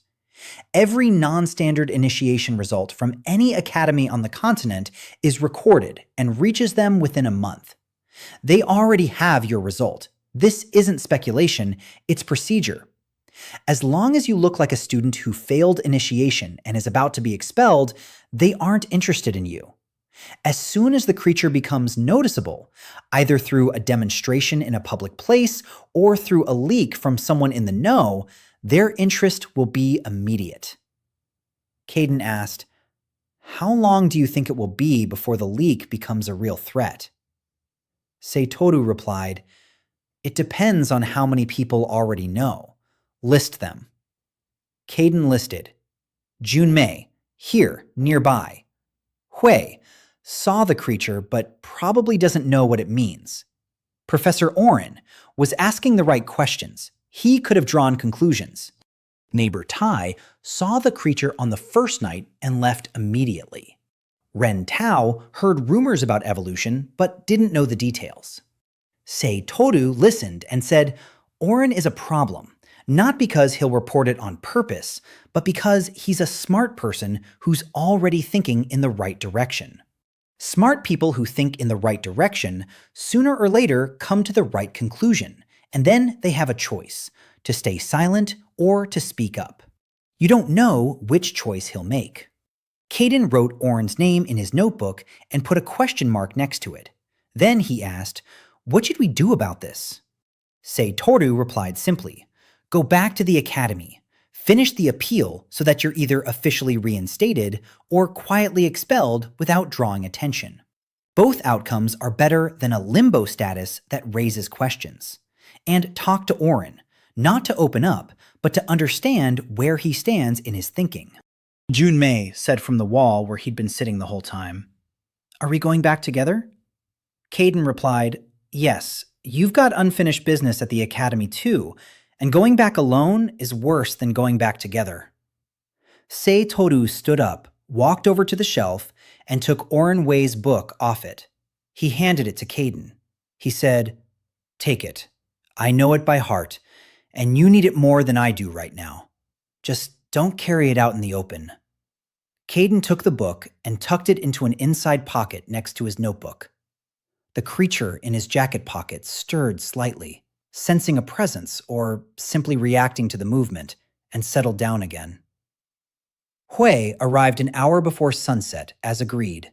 Departure the next morning, descent to Senho, and then a stagecoach back to the Tenshin Academy. The descent from the Karen Mountains took less time than the ascent. Hui walked faster when he didn't have to spare the mules carrying the load, and the road downhill had a different rhythm, more mechanical, almost meditative. Kaiden walked and thought about Oren. Not about what Oren might do, but about what Oren had already done. He had named 3 volumes on core development techniques without asking unnecessary questions, uttered the phrase about some for whom it is attainable, and showed no interest in the details of the appeal.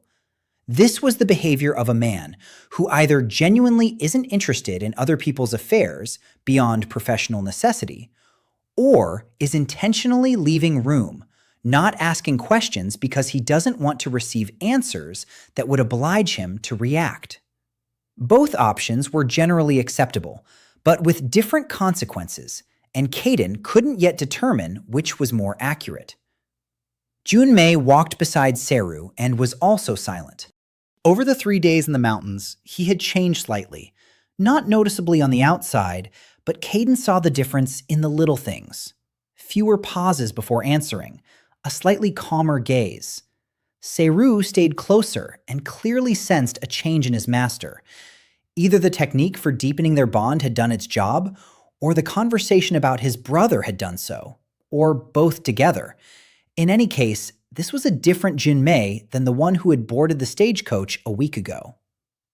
Halfway down the path, Hui stopped by a rock, took out a thermos, and poured tea, silently as usual. He drank, gazing at the sea, which was already visible from here, a gray-blue strip on the horizon, almost indistinguishable from the sky on a cloudy day. He said, without turning around, "Seitoru gave you a book." It wasn't a question. Kaiden replied, "Yes." Hui nodded. He said, "He'd only given it to one person before, your brother." The last part was addressed to Junmei, but Hui was still looking at the sea. Junmei asked, "Did he let him read it, or did he give it to him?" Hui replied, "To read, for one night, then he took it back." A pause. "He gave it to you to keep. I saw it." Kaiden thought it over on the way and came to a simple conclusion. Seitoru had made some kind of decision, not a spontaneous one, but one long in the making, and meeting Kaiden had become the moment when he could carry it out. Keeping his teacher's notes for 60 years and waiting for the right person isn't paranoia or obsession. It's the patience of a man who understands that some things can't be rushed. They returned to Senho by noon. Hui escorted them to the inn where they were staying, nodded goodbye, and left, without a word, like a man whose part of the job was done. Kaiden watched him go and thought that Hui was one of those people who know far more than they say and who carry that knowledge like ballast, not using it to weigh others down, but never letting it go either. There were about 3 hours left before the stagecoach departed. Kaiden spent them at a table in the inn's room. He conducted an activation session, a short one, 12 minutes long, then recorded his observations. The creature had changed again after the session. The fingers on its hands had become more distinct. Something resembling a neck had appeared between its head and body, and the surface around its face had begun to form indentations, where most creatures have a nose and mouth. Kaiden watched these changes and thought that just a week ago, it had been a shapeless, slimy spot the size of a palm, and now it was something that was developing a face. Not a metaphor, literally a face. He wrote in his notebook, Day 14. Growth via synchronization continues steadily. Morphology is becoming more complex. Signs of a humanoid form, unplanned, possibly a reflection of the channel structure or the influence of proximity to the summoner. Then he added a note. Check with Seitoru at the next meeting. Did this happen with Lei So, and what does it mean? Junmei knocked on the door and said it was time to go to the stop. They gathered their things quickly and went out. The return stagecoach was different, not a courier service, but a regular scheduled one, slightly slower and noticeably fuller. Kaiden took a seat by the window. The creature settled into his pocket, and Seiru lay down under the bench and sighed with the air of a creature that had resigned itself to the journey, but had not grown to love it. Junmei took a thin notebook out of his bag, his own, not his brother's, and began writing something without explaining what. Kaiden looked out the window at the receding Senho and thought about the list of 23 materials. 7 items on it were available in major cities from ordinary merchants selling potions and ingredients. The nearest major city after Tenshin Academy was Wenchi, a 3-hour ride or a half-day's walk. Another 8 items on the list were sold by specialized merchants dealing in magical ingredients, who usually operated out of academies or major guilds. Tenshin Academy had its own ingredient shop attached to the main building, accessible to students with a pass. There were 22 days left until the end of the appeal period, counting from today. That was enough time for the first stage of work on the list, provided he didn't waste time on unnecessary things. Junmei looked up from his notebook and said quietly, so the other passengers wouldn't hear, I've been thinking about Oren the whole way down. In my opinion, he knows more than he's letting on, and is deliberately keeping his distance, not out of indifference, but out of caution. People who've already seen what happens when you know too much and talk about it tend to behave that way. Kaiden looked at Junmei. It was the exact phrasing that Kaiden himself hadn't yet managed to put into words, though he'd been thinking along roughly the same lines. He said, Perhaps, then talking to him is more important than it seems, and we shouldn't rush it. Junmei nodded and returned to his notebook. Outside the window, Senho had finally disappeared around the bend, and the road wound through the hills, the very same ones they had seen 4 days ago in the opposite direction, but for some reason, they looked different now. Tenshin Academy greeted them with rain. Not heavy rain, but that fine autumn rain that doesn't soak you through, yet gives the impression it will if you stand there long enough. The stagecoach arrived an hour before dinner, and there was almost no one at the stop. The students were in their dorms, the faculty in their offices, and the courtyard by the east gate was empty and wet. Kaiden walked through the gate, past the main building, and felt something that was hard to pin down. Not the relief of returning, nor anxiety, but something in between, to how you feel when you return to a place that is no longer home, but has not yet become completely foreign. Junmei turned toward his building, nodded goodbye, and said he'd find Kaiden tomorrow morning. Seru walked beside him, and his footprints on the wet courtyard slabs left a light frost. The temperature had dropped, and the creature was reacting. The room was exactly as he'd left it. A nightstand, a table, a windowsill, a cot. Neighbor Tai never returned. His belongings had vanished neatly, without a trace, as if he had lived here so carefully that he was able to leave without a trace. Kaiden set his bag on the table, took out a notebook, Ornway's book, and Satoru's list, and arranged them in their places with a practiced motion, like a man returning to work after a forced break. The creature crawled out of his pocket and settled on the windowsill, in the very same spot where it had sat on that very first night, when Kaiden had thrown it a piece of bread out of spite. The difference between that creature and the current one was such that Kaiden simply stared for a few seconds, comparing them. Back then, a shapeless lump with no signs of structure, no reaction to its surroundings, no discernible nature. Now, a creature with a distinct humanoid form, arms and legs with fingers, a face on which features were still forming, and a gaze that could focus and was clearly doing something behind that focus. 14 days. It was either very fast or normal for an absorber. Kaiden didn't yet know what to compare it to, aside from the 7 historical cases from Junri's records, but the pace wasn't specified precisely enough there. The next morning, Kaiden went to see Oren, not immediately after breakfast, but at the time when Oren usually had a break between classes, about an hour without students, which he spent in his office grading papers. He'd learned this back in his freshman year, from those little observations that accumulate on their own when you live in one place long enough. Oren was sitting at his desk with 2 stacks of papers and looked up when Kaiden entered, without surprise, almost as if he'd been expecting him. He said, "You're back. Have a seat." Kaiden sat down. He was silent for a few seconds, deciding where to start, then decided to begin with a direct question, because Oren was exactly the type of person for whom a direct question works better than a roundabout approach. He asked, "When you gave me the 3 volumes on core development techniques, did you know why I needed them?" Oren set down his pen and leaned back in his chair. The pause was brief but deliberate. The man wasn't searching for an answer, but deciding whether to give one. Then he said, "I had a hunch. I didn't know for sure." Kaiden asked, "What exactly did you suspect?"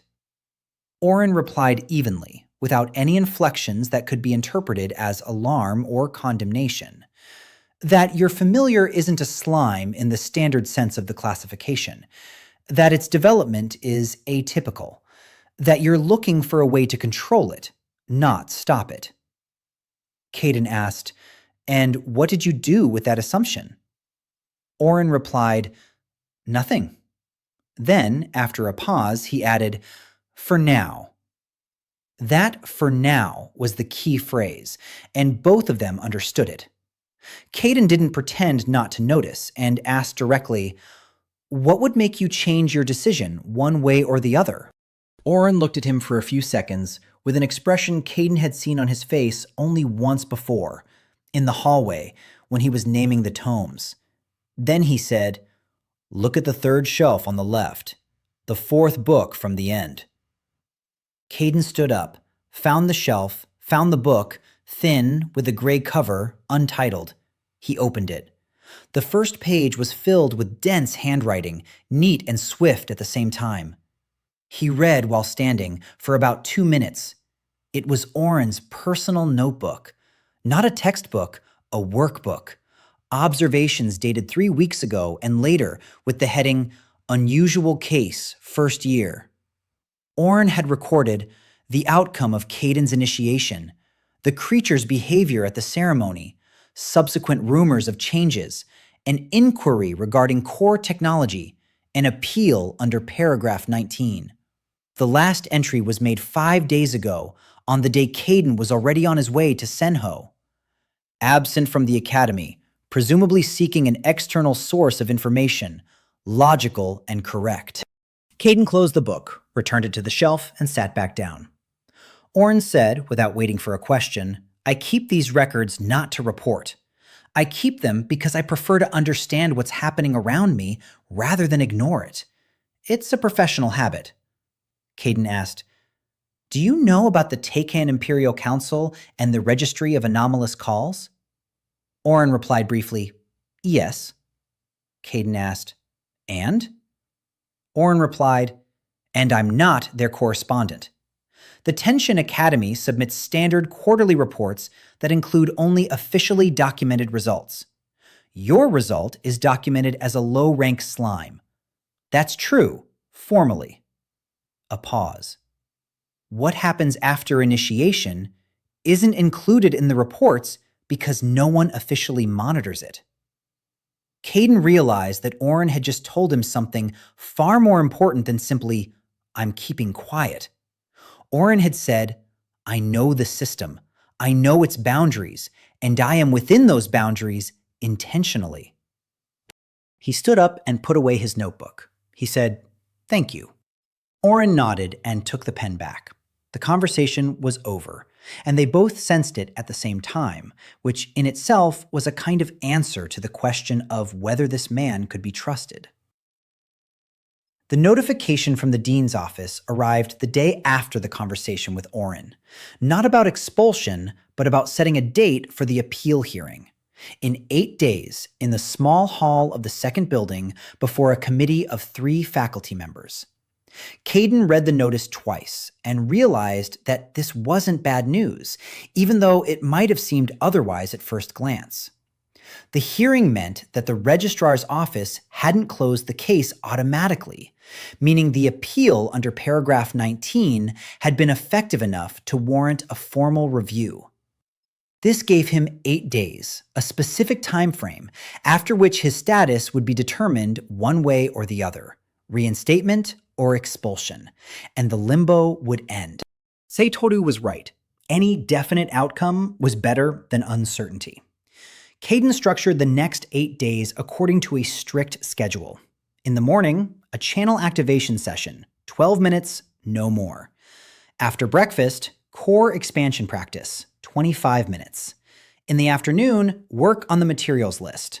Of the 23 items, 7 were available at the component store near the main building, and Kaiden bought them over 2 visits, spending just enough not to draw attention with the volume. The remaining items required either a trip to Wenxi or waiting, and Kaiden chose to wait, not out of laziness, but out of calculation. First listen, then act. The creature developed steadily, without the jerks that had been present in the early days.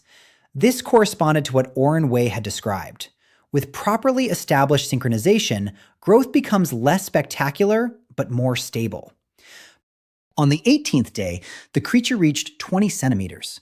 Its form was distinctly humanoid, a head, a torso, 4 limbs with fingers, and the surface of the body had acquired a multi-layered crystalline texture that gave off a faint pearlescent glow in daylight. Facial features had taken shape, 2 eyes, a small nose, a thin horizontal line for a mouth. The mouth did not yet open, but the eyes moved freely and clearly focused on specific objects with intent.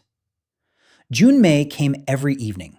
The conversations were brief and to the point. How the practice was going, what was new in the creature's behavior, what was known about the hearing. On the 5th day, he brought a small scroll and said he had found a mention in his brother's notes of the humanoid morphology of the absorbers. According to Jun Li's account, this had occurred in several documented cases and was not related to the creature's nature, but with the nature of the summoner. The devourer reflected the dominant form in its immediate surroundings, usually the form of the summoner themselves. This was not copying, but rather an adaptation to the environment through the most frequent visual and energetic contact. Kaiden wrote this down and added, "Not an alarming sign, structural logic." On the 6th day, something unplanned happened. Ren Tao stopped Kaiden in the hallway of the main building, not condescendingly as last time, but differently.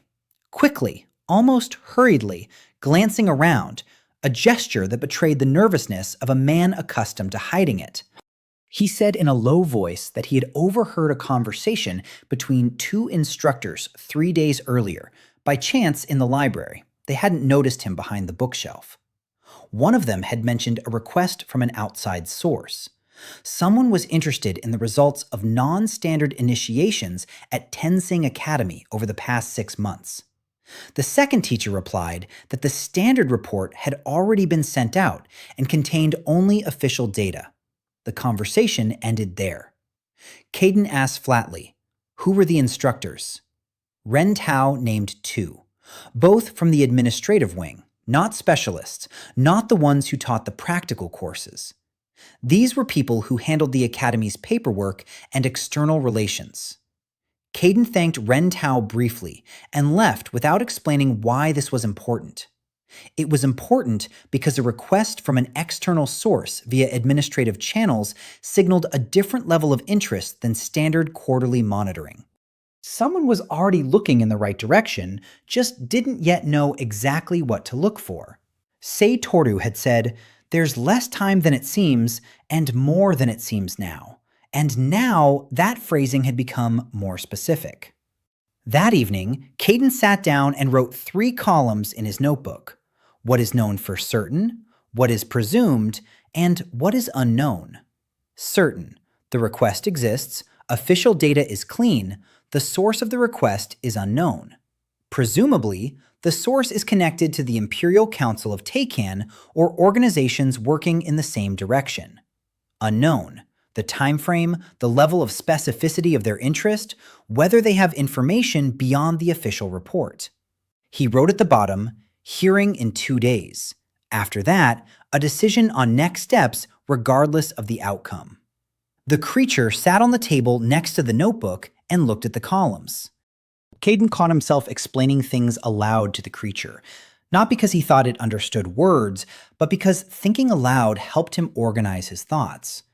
The creature listened, or did something that looked like listening, and a steady, even presence flowed through the channel, which Kaiden had learned over the past few days to distinguish as separate from his own state. It was significantly more than a familiar. It wasn't yet clear just how much more.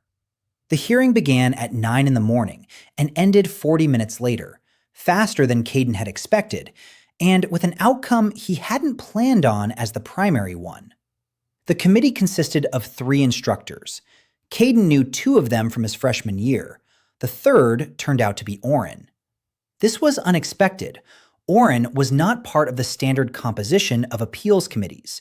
His inclusion was either accidental or intentional, and almost nothing at Tensing Academy was accidental.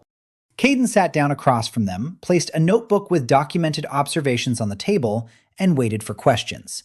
The first 2 instructors asked standard questions: the grounds for the appeal, the relevant paragraph, and evidence of the familiar's atypical development. Kaiden answered briefly and to the point, showing 18 days worth of records, without Ornway's book, without details about the devourers, only measurable facts: size, morphology, reactions. The 2 instructors exchanged glances after the 3rd page of notes, not with alarm, but with that expression people get when they see something that falls outside the usual categories and don't immediately know which new category to place it in. Oren didn't ask any questions until the very end. Then one of them asked, "Can you demonstrate the familiar to the committee?" Kaiden took the creature out of his pocket and placed it on the table. The pause lasted about 10 seconds. The creature sat upright, a 20-centimeter humanoid form with a crystalline surface and 2 dark eyes that gazed calmly at the committee without a trace of unease. One of the instructors reached for a viewing crystal, the same type Oren had used during the initiation. He full it to the creature. The crystal lit up, not dimly as happens with low ranks, but evenly and steadily, with a white light without flickering. The rank did not fall into a standard category. The crystal displayed a symbol that usually meant unclassified and was used extremely rarely, mainly for creatures whose rank exceeded the capabilities of the measuring instrument or did not correspond to any known category. The second instructor said quietly, almost to himself, "That can't happen in 18 days." Oren replied, without taking his eyes off the creature, "It can, under certain conditions." The commission deliberated for 8 minutes. Kaiden waited in the hallway. The creature sat on his shoulder and stared at the wall with that calm attention it had developed over the past week. Then the door opened, and one of the instructors said that the appeal had been granted. The student status was restored. The pact was reclassified as non-standard, with a note stating, "requires monitoring," with the next reevaluation in 3 months. 3 months. That was exactly the time frame Kaiden had calculated for the first stage of the core's development. The coincidence was too precise to be a coincidence, and the only person on the committee who could have known that calculation was Oren.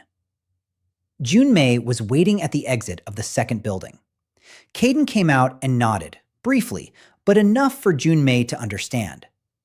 Junmei exhaled, not with relief, but with that characteristic exhalation when the tension he had held for so long was finally allowed to release. We went to the cafeteria, not because we were hungry, but because we needed somewhere to go while our thoughts fell into place. We got some tea and sat in the far corner, where there was usually no one at that time. Junmei spoke first. "What now?" Kaiden answered without a pause, because he'd been thinking about it for several days. 3 months here, according to the schedule. Core development, synchronization, the materials list. At the same time, find out where the external request regarding the initiations came from and figure out how much time we have before the interest becomes concrete. After the reevaluation, a decision on the next step depending on where we are by then. Junmei asked, "Do you think about going back to Seitoru?" Kaiden replied, "Yes, but not now. First, I need to grow into the questions he can answer, not the ones he's already answered." Junmei paused, then said, "I'm staying, not because I have nowhere else to go. I do. It's just more interesting than anything else currently available." It was an honest statement, and Kaiden accepted it without further comment. That evening, back in his room, Kaiden sat down at the table and opened his notebook to a blank page. The creature settled down beside him, not on the windowsill, as in the very first days, but right on the table, closer to the candle, and looked at the blank sheet with an expression that, over the past few days, Kaiden had learned to read as anticipation. Not impatience, just anticipation, steady and calm. He wrote the date at the top. Then he wrote a single line. Day 19. Status restored. Work continues. He thought for a second and added below, external request, priority 1, source unknown, find. Then he closed the notebook and conducted his evening activation session. 12 minutes, steady breathing, an open channel, the familiar warmth at the point above his right elbow. The entity pulsed slightly in response. Not from growth, simply from presence, from the fact the channel was open and both sides could feel it. It had already become routine, almost like breathing, something without which the day would seem incomplete. Outside, the same light autumn rain was falling as when he had returned. Kaiden sat, listening to it pattering on the windowsill, and thought about the external request, about Oren, about Seitoru in the Karen Mountains, about the list of 23 materials, of which 7 had been closed so far. He thought about the 7 cases that had ended badly, and the one that had ended in a quiet, long life in obscurity. He thought about the fact that between no limits and will destroy the world stood one specific condition: a person nearby who understands what they're doing and doesn't rush where there's no need to rush. The creature looked at Kaiden, directly, without fuss, and something came through the channel that was neither anxiety nor joy. Just steady, even, alive. We're here. The work is going on. There's plenty ahead. That was enough for tonight.